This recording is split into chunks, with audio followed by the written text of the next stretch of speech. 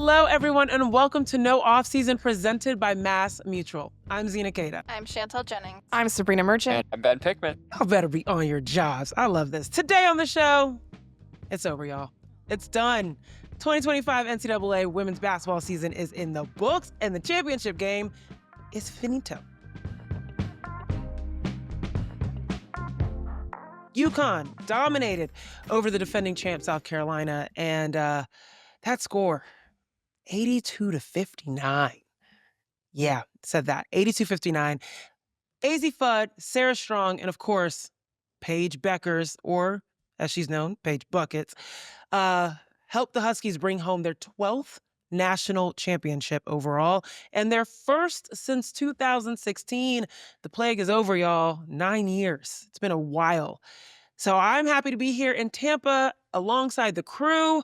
We all watched this game, and we're going to now look in the ins and outs of this game overall. Now, you guys were sitting courtside, like right by it. As the warm-ups and, the announcements were going on, what was the energy like down on the court?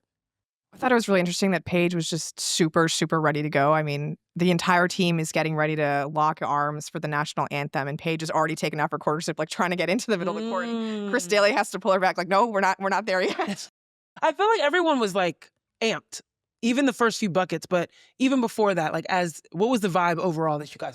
I mean, doors open, I want to say, at least more than 90 minutes before tip-off, which is earlier than pretty much every other game throughout the regular season and the tournament. And fans filed in really early. Like, the stadium MC started to do some pregame introductions around the 50-minute mark. And she called out, like, here we are for the UConn Huskies. And everyone cheered. And here we are for the South Carolina Gamecocks. And everyone cheered. And you could tell an hour before, these were two fan bases that showed up and were going to be really, really loud. They already were. And then when the game started, it was that times, 10, 100, whatever. Absolutely. Well, and then they had the NCAA championship video where it was like all of the champions from the last, I don't know, however many years, maybe all of them. And it was like there was a long run there, obviously, where the UConn fans were all cheering really loud. And then recently, the South Carolina fans cheering really loud, specifically when it was the South Carolina over UConn in the 2022 national championship game.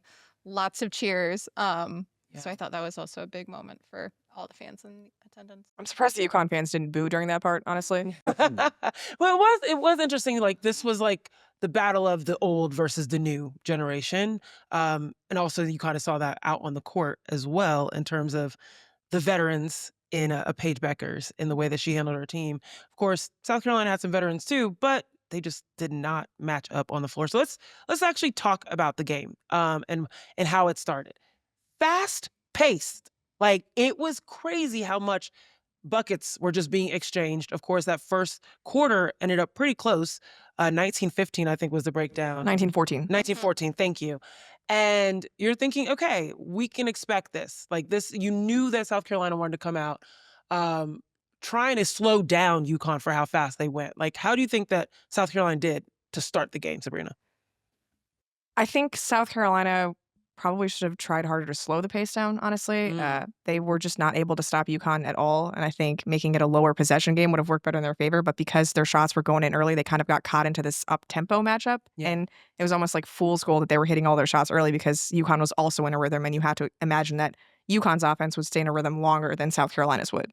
In that way, it was just like the Texas-South Carolina game from a few nights earlier, right, where that game was 38-35 at the half, and yeah, it was a three-point game, but Texas couldn't have felt great defensively, having given up almost 40 points in the first half. I think South Carolina was 4 of 6 on their first 6, and UConn was 4 of 5, and as Sabreena said, like, you just had to know that UConn's playmakers, their guards, their bigs and strong, were going to overpower and have the advantage offensively compared to what South Carolina was going to do, and sure enough, that is exactly what happened.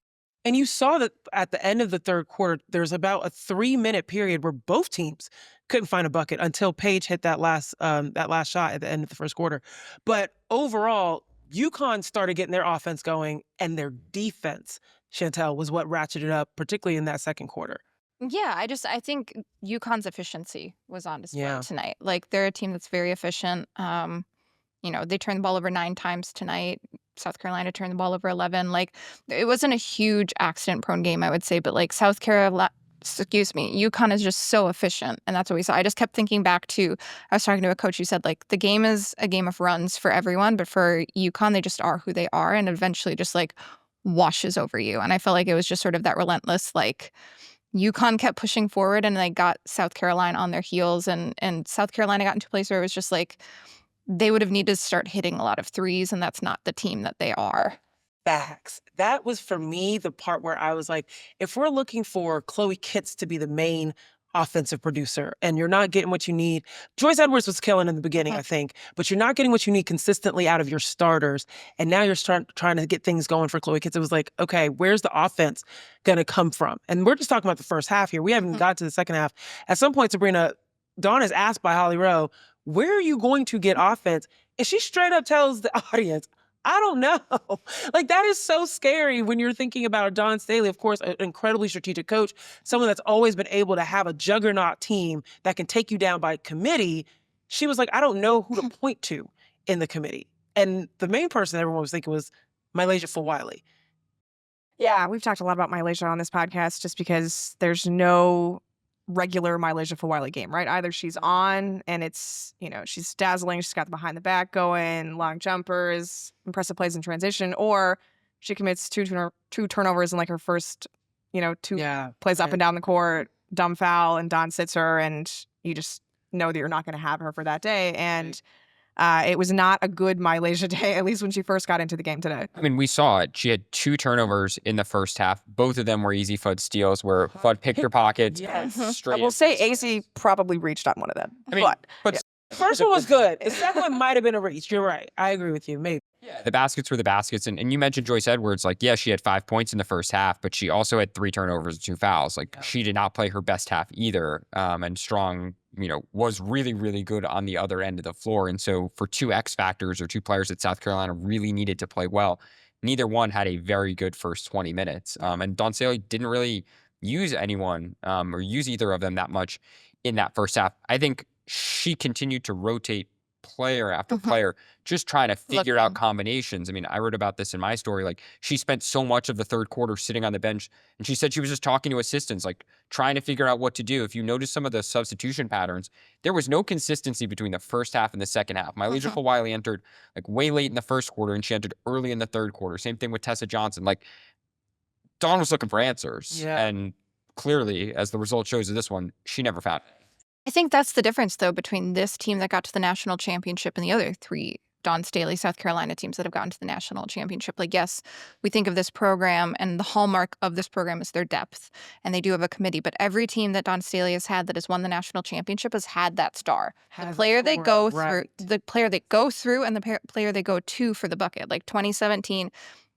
Go to A'ja Wilson. 2022, get the ball in Aaliyah Boston's hands. Last year, Camila Cardoso was like their trump card. Like, no one had anything that could compare to Camila. And so this season, though, it was like Dawn said, like, where are you getting your offense from? I don't know. Like, we're going to just keep trying things, like, and that was sort of throughout the season as well. Like, it was, everyone sort of took turns having a good game. And talking with coaches, it was like that was the thing that made them really, really dangerous. You couldn't shut down one player and hope that, that's the answer. It was like, you might shut down Tessa, but then MiLaysia is going to have a good game. MiLaysia, you can shut her down, but then Chloe Kitts is going to have a really big game. And ultimately here it was like when they were looking for that answer, there wasn't a singular answer for them. You make a really good point. It's one of the things that people always give grace to for South Carolina. Like, the fact that you don't have a big 3 and you're this dominant is unreal. But now, in the moment where you are facing a big 3 and you don't have a counter, that's where you're gonna struggle. And you saw the big 3 show up for UConn, whether it was on defense or offense, of course. Well, let's get into the way that UConn dominated, because I knew that UConn was gonna come out fast. I also knew that they were gonna have an advantage because they have 3 go-tos. I don't think I knew it was gonna be this level of domination. And it really, a lot of folks, of course, the most outstanding player was voted Azzi Fudd. I think this game starts with Sarah. Yeah, she was my most outstanding player. That's hers, mine as well. Yeah. Okay. So the athletics most outstanding player. She's the athletics most outstanding player. There you go. It was the fact that at one point, UConn had 12 rebounds, she had 6. At one point, they had 18 rebounds, she had 11. Like she was doing the work on the glass, she was defending the paint, and she was scoring. Ben, I can't say enough about just the level of readiness that Sarah Strong showed in this game. Like, what do you think? I mean, she just never looked phased, like, at all in any moment.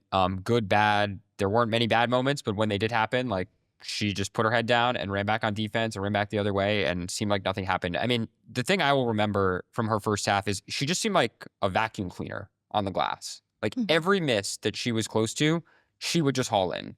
She would block shots, and then she would corral the block, or she would just leap higher than players or put her arms up or box someone out. Like, every ball that seemed to be up in for question ended up in her hands. And I think that really did set the tone for so much else that UConn was able to do in that first half. Did you see that one play? I think it was a block or a rebound where she got the ball and then tipped it to her teammates. I was like, first of all, is volleyball practice going on at UConn? Because we've seen this now 3 times since the Final Four game. But it was crazy to see just the athleticism and the awareness from her. And we should say also her mom, Allison Feaster, who is a former player herself, was sitting, I want to say, probably 3 rows back at midcourt, and she stood up time and time and time again after big block, after threes, after when UConn's ball movement was crisp. Like, she was super into it, and you could see for the lack of expressiveness that Sarah Strong showed, her mom was bringing it on the total other end of the spectrum, getting up as much as she could, really basking in the success that her daughter and her teammates were having. She probably was my favorite part of the post-game presser because she said 3 words every response, to the point that Geno was literally motioning more words, say more, particularly when she was asked about what does Geno mean to her. I think we just need to stop and take a moment for the press conference presence that Sarah Strong is. There are people that, I think of this with coaches or commentators where it's they are exactly who they are in that new role as they were on the floor. I think of this specifically for Ivory Latta, where it's I love the energy she brings then. Yes. Yeah, sorry to bring up the UNC. I was going to say throwback here. But, or Khadijah Sessions. I was saying this even when South Carolina was warming up. It's exactly the energy she brought as a player. I don't know if there's anyone more different than their press conference energy and their on the floor energy and production necessarily. I think her emotion maybe. Her on the court energy to me entirely emulates what she does in a press conference. She just doesn't, she's not phased at all, right? She gets called for foul, just goes, like Ben said, just runs back, production maybe, true. But the energy, I mean, she's never very high or low on the court either. At times, I would say, she does get hyped at times. I've seen her on there's good photos. It's not constant, but it's just who she is in the press conferences is, Geno has described it to me as performance art. Truly a thing of beauty. Well, I want to tag on that, what you're saying, because I do think that one of the biggest things that Sarah Strong brought tonight was just efficiency, right? Someone that doesn't need to do too much in order to be impactful. And also her defense, her being able to stay in front of folks, being able to make those senior post players struggle inside. Sanaya Fagan, Chloe Kitts being blocked, not left and right, but pretty much underneath the basket. I mean, she's a force to reckon with, and she's got 3 more years, Sabreena. Yeah, I realize you're saying that as a compliment, that she doesn't have to do too much to be impactful, but she literally does everything. Yeah, I know. Every action for Paige is screen from Sarah Strong. Paige comes off, she gets to that pull up, and she set such good screens. Bree Hall was in hell trying to get around those screens. I think Joyce Edwards picked up her second foul because she was trying to close out on one of those that Bree Hall couldn't get around, and that's to me a big point in that second quarter when they just lost their main source of offense there. The rim protection, dynamite. South Carolina gets the bulk of their offense in the paint, right? They have some good shooters. They do not like to shoot 3-pointers. And so you think about a UConn defense that Sarah can come in and help. And, she's got blocks on Pow, Rainey Johnson, but then also guarding her matchup one-on-one. They did not need to sink in at all because Sarah was doing such a good job of protecting the paint as is. And then, like Ben was saying, also cleaning up every possession. Right. So, yeah, I realized, she can be, efficient and, not doing, but she literally does everything. When I mean efficient, I mean, sometimes, for example, I saw KK Arnold guarding on the perimeter. And I don't know if you guys saw her, but she was chopping. I mean, I thought it was back to AAU, trying to get in front of her girl, but she was, don't get me wrong. But there was a level of exertion there that for Sarah, it seemed as if 2 steps, she's there. 1 step, she's There's there. an ease with her There's game. an ease with her game. She doesn't move like a freshman. She doesn't play like a freshman. But it's it's specifically in between, even when she doesn't have the ball. The cuts that she's making, the decisions she's making, or there are times when she would get the ball on the top and she'd bobble it. They do that handoff at the top of the key really often. And South Carolina was trying to cut through the middle. There were times when that was happening where you could say biggest stage she's ever been on before. You know, a turnover at this point would be reasonable or expected for any other freshman, but she just has an ease and a comfort and a confidence she plays with that is, you know, I think she should have been the most outstanding player of the Final Four.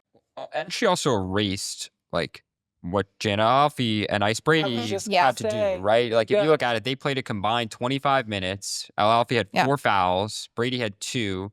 They had combined 2 rebounds, both of those centers. And if you're a South Carolina fan entering the game and someone would have told you that Ice Brady and Jana Alfie would have combined for 2 rebounds in 25 minutes, you're feeling pretty good. I don't know. I think UConn is better when Strong is at the 5. I feel like it's like a Pyrrhic victory when you foul out Janelle Alfie or Ice Brady. Like if you're a UConn fan, you want your best guards and Sarah Strong in the game. It's so much harder to guard.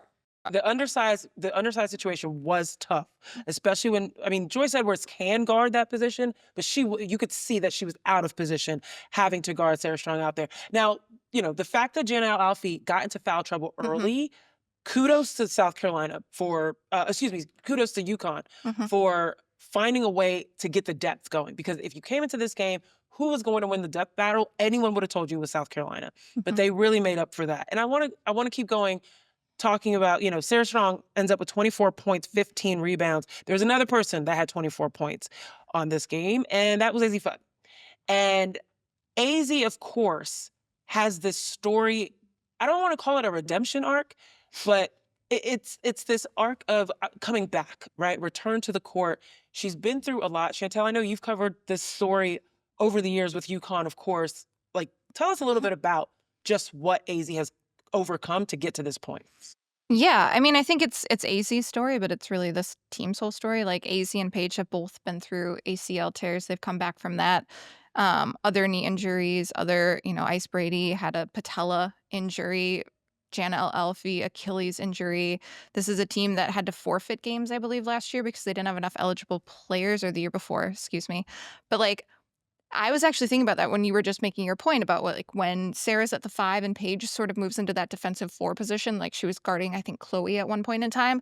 Like, this to me, and I don't think Geno or Auriemma will think about it right now, but as time sort of passes and he looks at the season, it's like, you know, he's someone that wants to believe that they go through the hard things for something at the end of it. And I think he's going to look back to last season and think, you know, all that experience that Ashlyn Shade and KK Arnold got as starters because of the injuries, because of the illnesses, and then they came off the bench this year because last year with all of the injuries and ailments, Paige had to play the 4 all year.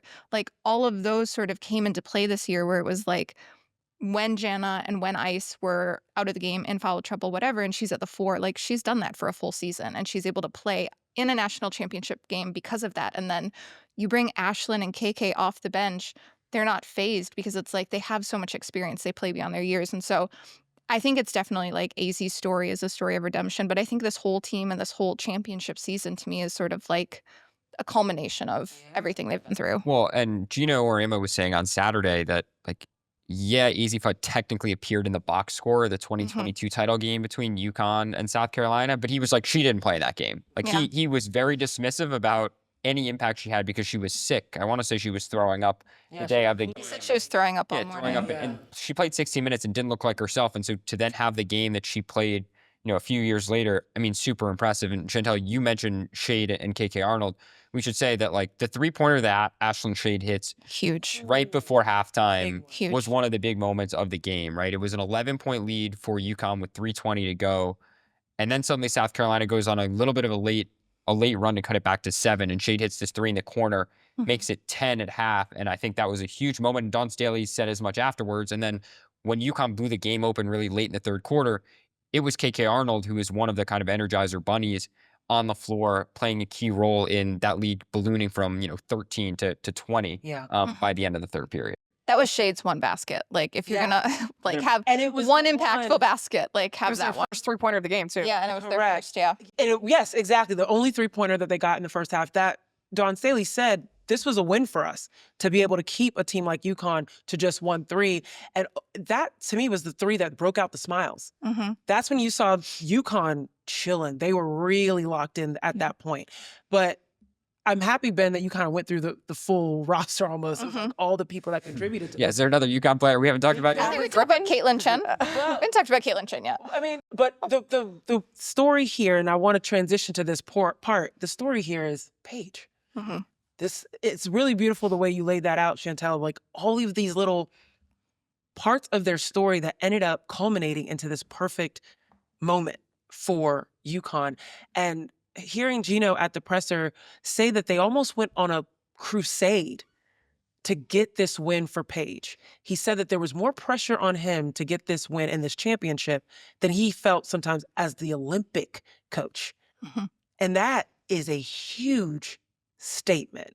I want to open the floor up for you guys in terms of, did you feel that way, that UConn was on a crusade for Paige to get this, or that Geno over the course of the year that you guys were covering them?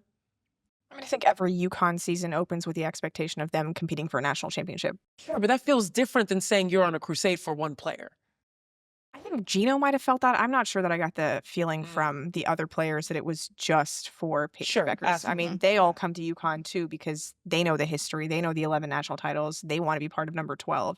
So maybe as it got closer and, Paige had all but assured us that this was going to be her last season, this was going to be her last tournament, once you start counting down the games, then it becomes more of an urgency that they had talked about. But Sure. I don't know that I necessarily got that feeling over the course of the season that it was all for Paige. Yeah. And to be fair, I want to make sure I clarify. He didn't say that the players or the team said this, but he said that the coaches had come together and kind of felt as if they, needed and wanted to get this done for Paige.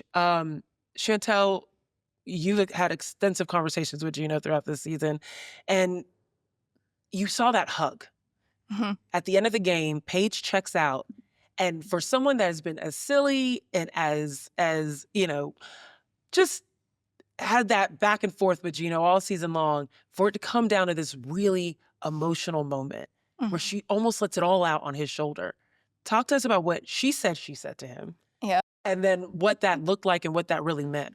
Yeah, I mean, I think it's, birds of a feather in this way. Like, Geno and Paige are really kind of similar. Like, he said, we've had a lot of really serious conversations over the last 5 years, and I know they have. And they have conversations where they're talking about nothing. And it was, I think through the first 38 minutes, Ben and I were specifically laughing, or Sabreena and I were specifically laughing. Like, you could see this momentum happening and the role that UConn is going on. And Geno refused to smile. There was like no happiness coming from him. He just kept like furrowing his brow and like running his hands through his hair and like turning to the bench and cursing and like all of this stuff is happening. And it's like, dude, you're up 24. Like your whole bench is like freaking out and celebrating, and he's turning and he's like freaking out, refused to smile. And then Paige comes out with about a minute and a half left, and a few other players came out as well, but she was the last one to come out, and they have this big hug. And then Paige says, he told me he loved me, and I told him I hated him. And I thought that was just so perfect, because it's like the sarcasm and the wit, like they fit together so well. And the joke was, when we were up in Spokane, someone had asked Paige, where do you think you stand among Geno's favorite players? And she said, I think number 1. She said, well, somewhere between 1 and 1,000. And it's like, there are so many things that she does that remind me of Diana. And, I think Diana's probably his number 1 favorite player. And I think Paige might be his second. Like, we were standing in the scrum afterwards with Geno, and Diana came up and stood there and like popped her head in. And they had a few words, and it was, he said, they asked me who I forget exactly what it was, but they like hugged, and it was like, you can just tell sort of the relationship there. And obviously that's like a 25-year relationship with Geno and Diana, but it's like 20 years from now, I think Paige and Geno are going to be the exact same way.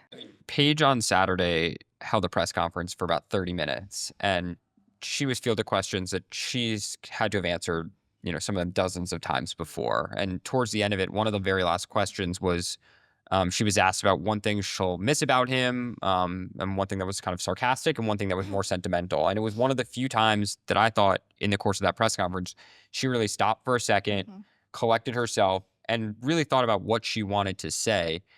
And she talked about his sarcasm and his quick-witted humor. And she said his ability to let you know that he doesn't like you and that he hates coaching you and that you're the worst thing that's ever happened, but on the other side of it, how much he has your back. And I think that speaks to exactly what you're talking about, Chantel, and their relationship. And Paige went on to talk about Diana and how, Geno would call Diana annoying, and that she calls Paige annoying, and that maybe like he just is attracted to annoying people. Like all of his favorite players are just annoying people, and that's kind of the trend.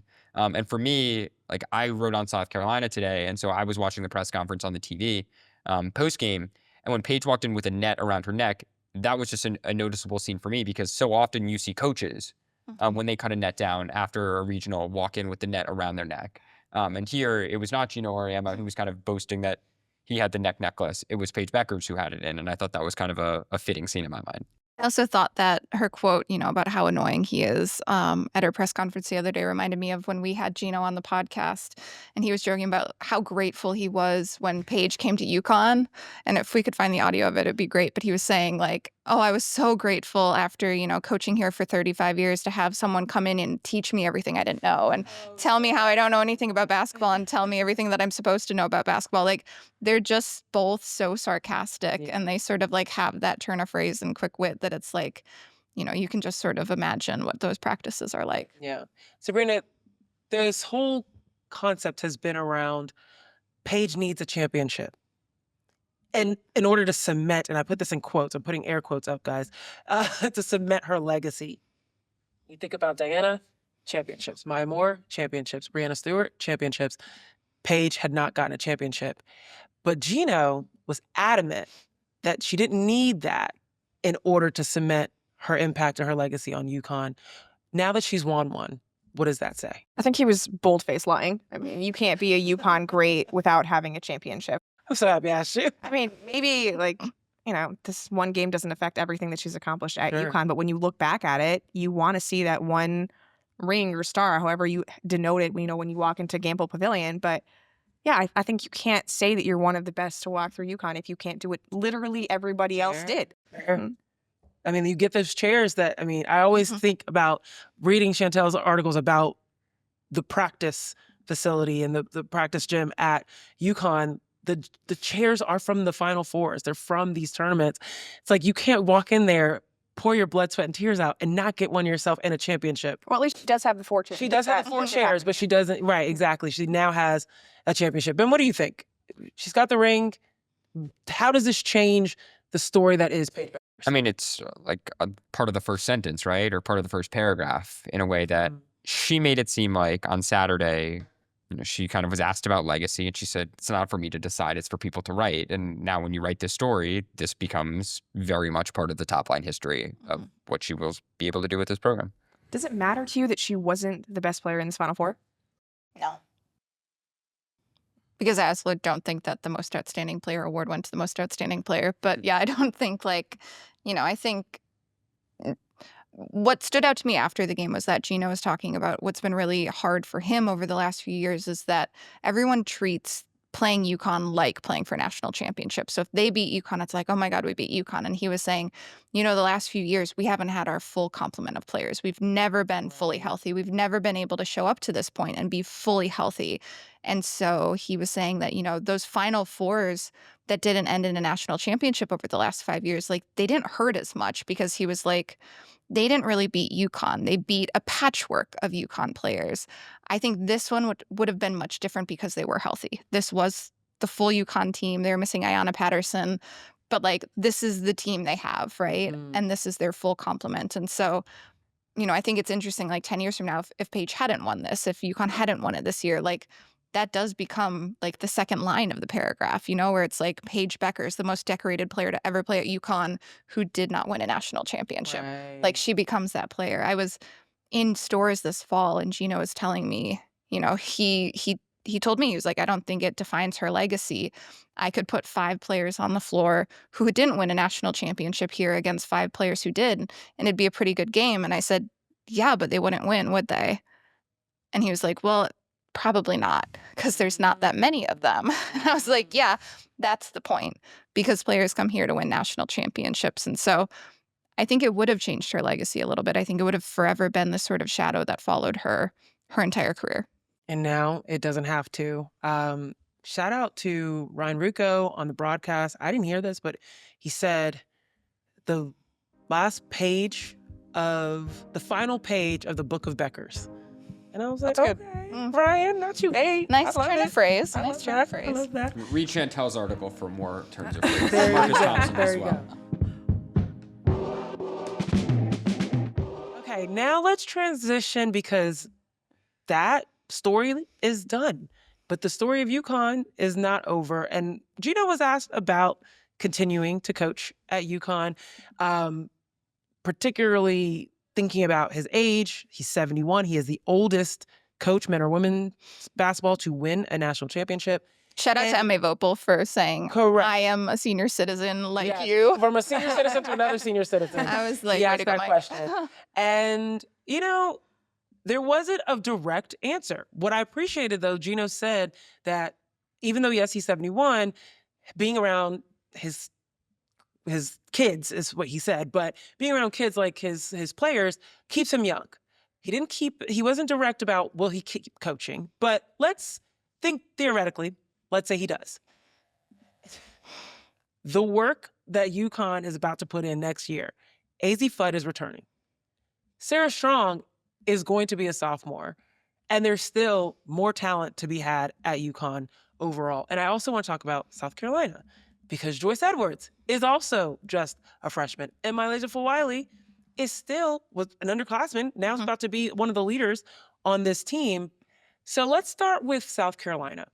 Thinking about the future, how do they regroup from this? They're graduating one of the most winningest classes of South Carolina's history. Yeah, let's say 2 national championships with 4 Final Four appearances. Like, this is one of the greatest sort of 4-year dynasties of college basketball classes ever. Thank you. And that leadership is out the door. The composure, the poise, the maturity, the experience of a Bree Hall, a Raven Johnson, Sanai Fagan. I mean, Well, Raven Johnson could stay. well, that's true. That's right. She has not declared yet. Declared either way. So that is a big potential loss there for South Carolina. How do they regroup? Ben, I'll start with you. Well, Dawn Staley said afterwards that there are some things in the works that might happen very soon.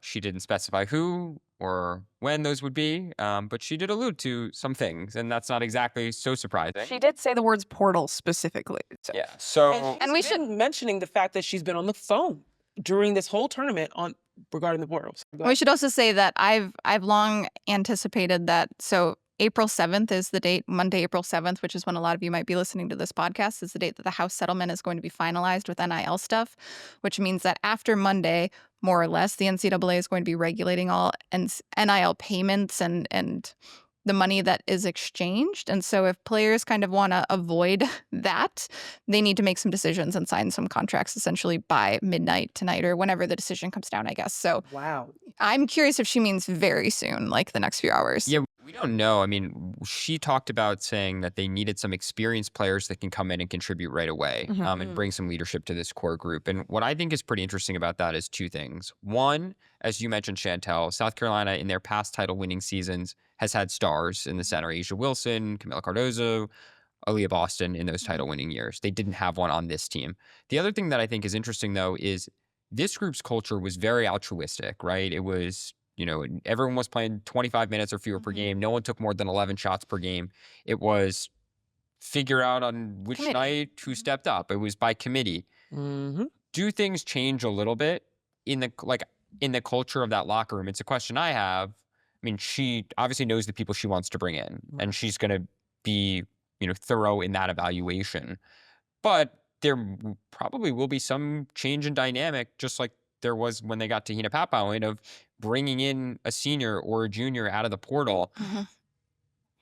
Do things change a little bit? I don't really know. And, she talks a lot about process and players who stick with them year over year. I'm just curious if players who thought they were kind of getting their turn maybe don't get their turn as quickly because of the portal. That's an open question. I think we all hope to see a little bit more MiLaysia Fulwiley next year. I think Tesha Johnson also could step up and roll. There's a lot of talent still on this team. Joyce Edwards is going to be a star. Ashlyn Watkins is supposed to be back this summer. She said, I think that's huge. Like, this is a much different team. Yeah, she said it would be, well, I believe what she said. My doctors will be mad. She said Her doctors might be mad by me saying this, but she said later this summer. And so she tore her ACL in January. Yeah, so it could be a very, like, an 8 to 9 month turnaround for her. And so in that case, like, this is a very different team. Correct. If Ashlyn Watkins is sort of roaming the paint area and can play on and off of Chloe Kitts, like, that's a 4-5 combo that I really like. Okay. I'm thinking about when you talk about, people waiting for their turn, number one name that pops into mind is Sanai Rivers, right? Someone that left South Carolina to go get, her due. And then the other name that comes to mind is Tanai Latson. But I don't want to speculate on who could come out of the portal into joining South Carolina because you guys are reporters and I'm just a person podcasting. Anywho, so I want to ask about UConn. Because they don't have Paige Bueckers, but they got some solidly strong talent still within this team. Is that a pun intended or no? I don't think it was. Solidly strong. I didn't even mean to do that, so there we are. Until I say like fud around and find out, that's when I'm like, great shirt. Great shirt. Sabreena, talk to me about UConn next year.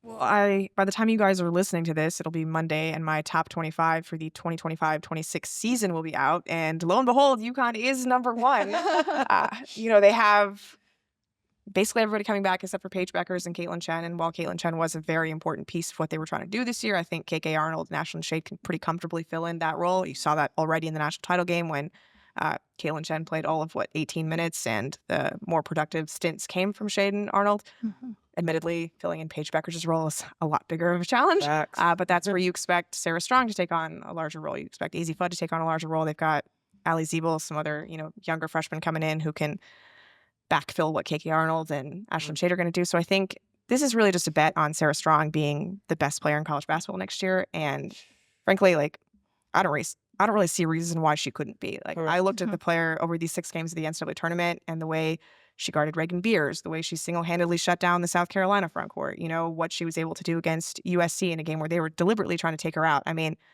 Chantel and I were joking about Geno not smiling all game. I feel like the first time I really did see him smile was when Sarah Strong hit a 3 to give her 22 points on the game in the fourth quarter and kind of just broke.